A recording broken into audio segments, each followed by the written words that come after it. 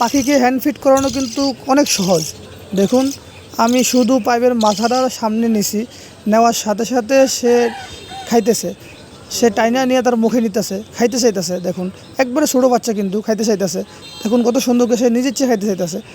প্রথম যখন আমি এটাকে হ্যান্ড ফিড করানোর জন্য খাঁচা থেকে বার করি, এটা মার কাছ থেকে আলাদা করি, তখন এটা প্রথম দিন কিচ্ছু খাইতে চায় নাই, খুব জোর করে খাওয়ানো লাগছে। পাইপটা তার গলার ভিতরে দিয়া খুব জোর করে খাওয়ানো লাগছে, কিন্তু খাইতেই চায় নাই। আর দেখুন এখন কি সুন্দর করে আমি আস্তে আস্তে হালকা করে চাপ দিয়ে দিতেছি, সে পাইপের মাথা দিয়ে খাইয়ে নিতেছে। দেখুন কত সুন্দর করে খাইতেছে। এটা আপনি 2-3 দিন যখন অভ্যাস করবেন হ্যান্ড ফিড করানো, আপনি যেভাবে অভ্যাস করবেন, আপনি চামচ দিয়ে খাওয়াইতে চান তাহলে সে চামচ দিয়ে খাবে, আর আপনি যদি পাইপ দিয়ে খাওয়াইতে চান তাহলে সে পাইপ দিয়ে খাবে।